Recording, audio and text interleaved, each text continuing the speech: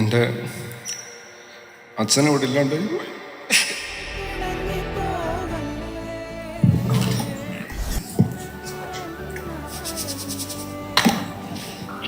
താമ്പോ സകല ക്യാമറയിലോട്ട് നോക്കി നെഞ്ചും വിരിച്ചു പറ, ഇത് തന്റെ സിനിമയാണ്.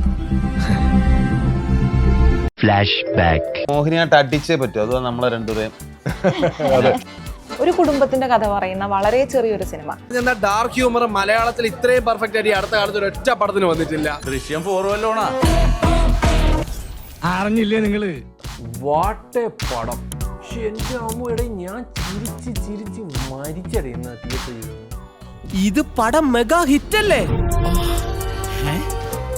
ശരിക്കും നല്ല കിണ്ണൻ പടം, അതായത് ഒരു പാക്കേജ് പടം, ഒരു കംപ്ലീറ്റ് എന്റർടൈനർ. ഒരു നെൽസൺ മോഡലിൽ ഒരു ഡാർക്ക് ഹ്യൂമർ തന്നെയാണ് പിടിച്ചിരിക്കുന്നത്. ഞാനും കൂടാ. ഇത്രയും പ്രതീക്ഷയില്ല. ക്ലൈമാക്സ് ഒക്കെ ഞാൻ ഞെട്ടിച്ചോളുന്നു എല്ലാവരും കൂടി.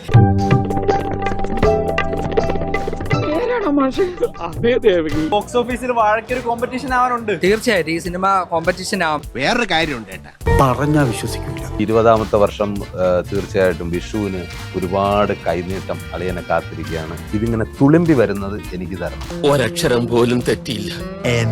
Flash back. 21 വർഷത്തെ എൻ്റെ പ്രാർത്ഥനയാണ് ഈ ഒരു ദിവസം കാണാൻ വേണ്ടി. അപ്പം പെട്ടെന്ന് ഞാൻ സന്തോഷിക്കുന്നതിന് പകരം അച്ഛനെ പറ്റി ഓർത്തു. അച്ഛനത് കാണാൻ പറ്റിയില്ലല്ലോ എന്ന്.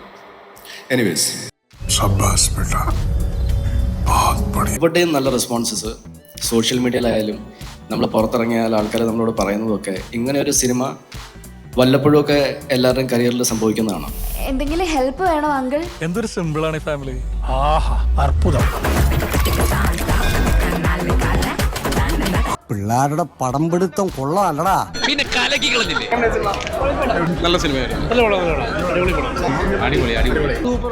ഇത്തിരി തിടുക്കണ്ട്. ഒരുപാട് സ്ഥലത്ത് പോകാനുള്ളതല്ലേ. ഞാൻ ഇറങ്ങട്ടെ.